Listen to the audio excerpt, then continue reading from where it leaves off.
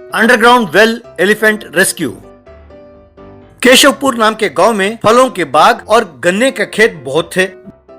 गांव की जनसंख्या बढ़ने लगी तो जेसीबी के मदद से जंगलों को उजाड़कर वहां पर घर बनाने लगे। एक दिन जंगल से हाथी और रीछ आए और बाग और खेत के सारे फल खाकर उनको तहस नहस कर दिया। ये देखकर गांव वालों को बहुत गुस्सा आया। इस तरह वो जानवर आकर बागों को नाश करने लगे।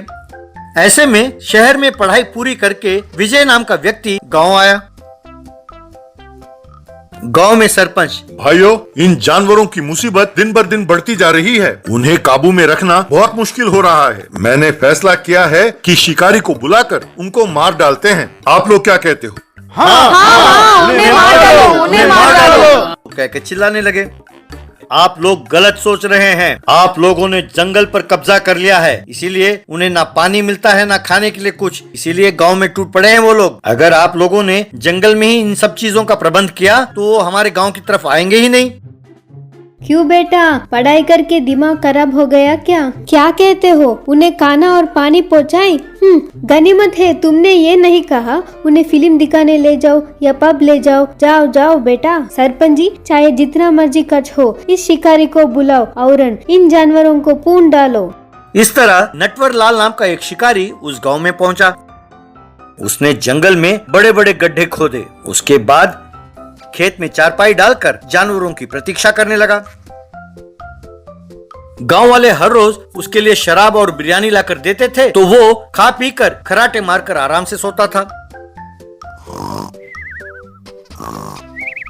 एक दिन एक हाथनी और उसका बच्चा खेत की तरफ आने लगे। बच्चा हाथी गलती से उस गड्ढे में गिर गया। ये देखकर हाथनी जोर से हिंगारने लगी।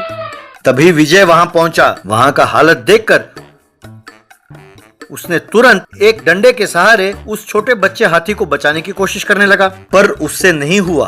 तब वो दौड़ा दौड़ा गांव पहुंचा और गांव वालों को ये सब बताया। सब दौड़े दौड़े आए और गड्ढे के पास पहुंचे। शाबाश नटवर लाल, देखा गांव वालों मेरा टैलेंट। मैंने सारे जंगल में इसी तरह के गड्ढे खोद रखे हैं। इनमें जो जानवर गिरेगा उसे वहीं गोली से उड़ा दूंगा। यही मेरा काम है। अब कुछ ही दिनों में इन जानवरों की मुसीबत टल जाएगी। अब देर किस बात की? पहले उस हाथी के बच्चे को गोली से उड़ा दो, फिर उस हाथनी को। मुसीबत टल जाएगी। हमारे खेत का नाश किया इन्हीं जानवरों ने। नटवर लाल ने निशाना साधा। रुको रुको, आप लोगों का दिमाग खराब हो गया है क्या? मैंने सोचा आप लोग उनकी रक्षा करने आए हो, आप उन्हें मार डालना चाहते हो। ये बहुत गलत कर रहे हैं आप लोग। अरे पागल तो तुम हो। वहाँ हम लोगों का इतना नुकसान हो रहा है और तुम कहते हो हम चुपचाप देखते रहें। अरे नटवर लाल, इसके मुंह क्यों लगते हो? चलाओ गोली। अरे गलती तुम लोग कर रहे हो और जानवरों को दोषी ठहराते हो। मैं एक बात पूछता हूँ, जवाब दीजिए। अगर हमें गांव में खाना ना मिले और पानी ना मिले तो हम क्या करेंगे? बताइए। इसमें कौन सी बड़ी बात है? जहाँ खाना ना मिले तो जहाँ खाना मिलेगा वहाँ जाएंगे। ये जानवर भी तो वही कर रहे हैं। जरा सोचिए, आपने उनके जंगलों में कब्जा कर लिया है। जंगल के झीलों को आपने नाश कर दिया है। इसीलिए वो बेचारे ना खाने के लिए खाना है ना पीने के लिए पानी, इसीलिए जंगलों से बाहर आ रहे हैं। मेरी बात मानिए, उनके जंगलों पर कब्जा करना छोड़ दीजिए, तब वे हमारे गाँव की ओर नहीं आएंगे। मेरी बात का यकीन कीजिए। अरे हम इंसान हैं, हमारी मर्जी, जहाँ मर्जी जाएंगी, जैसे मर्जी रहेंगी। इसमें क्या गलत है? ये सब सरासर गलत है। सिर्फ हम जिंदा रहें ये काफी नहीं है, बाकी जानवरों को भी जिंदा रखना हमारा फर्ज है। इसी को अंग्रेजी में कहते हैं लिव एंड लेट लिव। लगता है आप लोगों को वाइल्ड लाइफ एनिमल एक्ट के बारे में नहीं पता। अगर मैंने ये कहकर कि आप हाथी का नुकसान कर रहे हैं केस डाल दिया आप लोगों के खिलाफ, तो आप हर एक को कम से कम 30 साल की जेल की सजा होगी। बड़े बड़े फिल्म स्टार उन केस से बाहर नहीं निकल पा रहे हैं। ए नटवर लाल, पहले तुम्हें ही अंदर करेंगे। वैसे तुम्हें जानवरों को मारने का लाइसेंस किसने दिया? गाँव वालों सोच लीजिए, गलती करेंगे तो जेल जाएंगे। तब सब गाँव वाले डर गए। मेरी बात सुनिए, पहले उस जानवर को बचाइए। जंगली जानवरों को गांव आने से रोकने की जिम्मेदारी मेरी है। ऐसे शिकारी जो काम ना कर सके वो मैं करके दिखाऊंगा, मेरा यकीन कीजिए। तब गांव वालों ने मिलकर रस्सी की सहायता से उस छोटे हाथी को बाहर निकाला।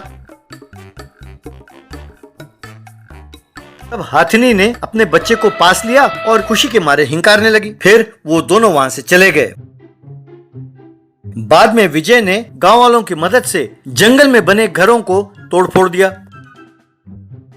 और खूब सारे पेड़ लगवाए। जंगल में कई सारे झील खुदवाए। बारिश में सब झील भर गए। जंगल में ही खाना और पीने का बंदोबस्त होने पर जंगली जानवरों ने गांव की ओर आना बंद कर दिया। ये देखकर गांव वालों ने विजय का अभिनंदन किया। एनिमल हेड बैलून वाला। बगलपुर में बद्री नाम का गुब्बारे बेचने वाला रहता था। वो वैलेंटाइन के संदर्भ में दिल के शेप का बैलून बेच रहा था। आओ भाई आओ, दिल के शेप के गुब्बारे लो। वैलेंटाइन के दिन अपना प्यार जताइए ये बैलून देकर। देर ना कीजिए, प्यार जताइए। इन गुब्बारों के साथ अपना प्यार का इजहार कीजिए। कहकर खूब सारे गुब्बारे बेचे। बहुत लाभ हुआ। वो पैसे ले जाकर अपने पत्नी को दिया। उन पैसों को लेकर बद्री की पत्नी बिंदु। अरे वाह जी, इस वैलेंटाइन के वजह से खूब सारा पैसा कमाया आज हमने, पर कल का क्या होगा? कल क्या करेंगे? तू चिंता न कर पगली, मैं कल एनिमल हेड्स के बैलून लेके आऊंगा। उन्हें गली गली ले जाकर बेचूंगा। बच्चे उन्हें खूब पसंद करते हैं। कहकर अगले दिन एनिमल हेड बैलून्स लेके गली गली जाता हुआ बेचने लगा। आओ बच्चों, गुब्बारे लो। बड़े प्यारे एनिमल हेड्स बैलून लो, खरीदो ये गुब्बारे। शेर के गुब्बारे हैं, बाघ के गुब्बारे, गाय के भी बैलून है और कुत्ते का भी, भेड़ के बैलून, बकरियों के बैलून, जो गुब्बारे चाहिए वो सब हैं। आओ बच्चों आओ, कई किस्म के गुब्बारे, रंग बिरंगे गुब्बारे। यूं बेचने लगा, पर किसी ने भी नहीं खरीदा। ये क्या, इस गांव में कोई भी मेरा गुब्बारा नहीं खरीद रहा? अब खाली हाथ घर कैसे जाऊं? इन गुब्बारों को पड़ोसी गांव में बेचकर जाता हूँ। पर काफी समय बीत गया है। पड़ोसी गांव जाना हो तो जंगल पार करके जाना होगा। चलो कोई बात नहीं, मैं किसी से डरता हूँ क्या? कहकर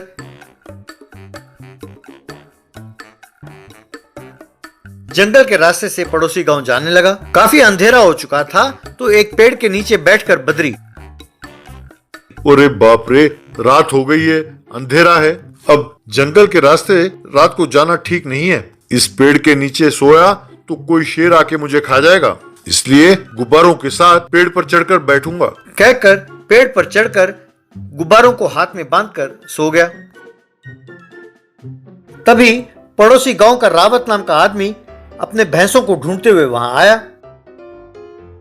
अंधेरे में एक हाथ पर गुब्बारे बांधकर सो रहे बद्री को देखकर उसे भूत समझकर डरकर रावत, अरे बाप रे, ये तो कोई भूत है। अरे हमारे गांव के सारे जानवरों को लगता है यही भूत खा जाता है। खाकर उनके सिरों को यूं हवा में उड़ाता रहता है। अरे बाप रे, भूत भूत कहकर गांव की ओर भागने लगा। फिर गांव में जाकर लोगों से रावत, अरे बाप रे, मैंने भूत देखा है। वो कोई साधारण भूत नहीं है, पेड़ जितना बड़ा है। उसके हाथ में अपने गांव से गायब हुए सारे जानवरों के सिर हैं। वो तो मेरी किस्मत अच्छी है कि मैं उससे बचकर आ गया, वरना वो तो मुझे भी खा जाता और मेरे सिर को भी हवा में उड़ाता रहता। ये सुनकर उस गांव में मुन्ना नाम का व्यक्ति, अरे यार रावत, अब तक कोई है जिसने भूत देखा हो और तुम कहते हो कि भूत है? अरे हमारे गांव से जो गायब हो गए जानवर और ये जो तुम भूत की बात कर रहे हो, लगता है इन दोनों में कुछ लिंक है। भाई मुझे तो लगता है कि उन जानवरों को तुम ही गायब करते हो और ये भूत का कहानी सुना रहे हो। चलो देखते हैं, तुमने अगर हमें भूत दिखा दिया तो हम तुम्हारी बात पर विश्वास कर लेंगे, नहीं तो तुम्हें ही भूत बना देंगे। उसी वक्त सब मिलकर जंगल की ओर चल पड़े। तभी पेड़ पर सो रहे बद्री ने करवट बदला तो उसके हाथ से बैलून छूटे और सारे गुब्बारे उड़ते हुए उनके सामने आए। तब तक जो भूत पर विश्वास नहीं कर रहा था वो मुन्ना, अरे भगवान, अरे ये भूत तो हमारा पीछा करने लगे। ये देखो जानवरों के सिर, अरे ये तो हमारे पीछे पड़ गए। अरे भागो भागो भागो। ये सुनकर बद्री नींद से जागा और, हे भगवान, भूत ये कहां से आ गए? इस जंगल में भूत है कहकर वो भी पेड़ से उतरा और भागने लगा। ये देखकर मुन्ना, हे भगवान, यहाँ देखो, एक और भूत हमारे पीछे पड़ा है। अरे इसके हाथ ना लगो, भागो भागो। पकड़े गए तो मारे जाएंगे, कहकर सब भागने लगे। बद्री भी बगैर पीछे मुड़े उनके पीछे पीछे भागने लगा।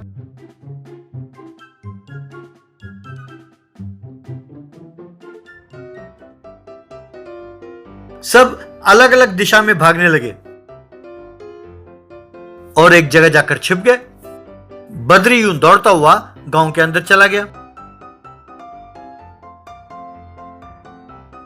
गांव में नए नए आए बद्री को देखकर लोग, लगता है ये कोई चोर है। अरे भूत वूत कुछ नहीं है, हम ही खामखा इसे देखकर भूत समझ बैठे। इसे पेड़ से बांधो और मारो, 4 मार पड़ेगी तो हमारे जानवर जो गायब हैं उन्हें यही खुद लेके आएगा, कहकर बद्री को पेड़ से बांधकर मारने ही वाले थे।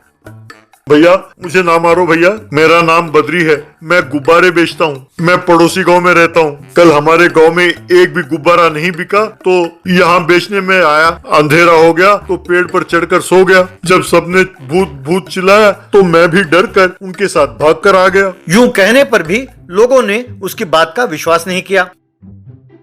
अच्छा, तुम हमें कहानी सुना रहे हो? अब तुम गुब्बारे बेचते हो तो गुब्बारे कहाँ है? साहब रात को मैं पेड़ पर सो रहा था, लगता है नींद में उसे छोड़ दिया मैंने। वो सब एनिमल हेड्स बैलून्स थे।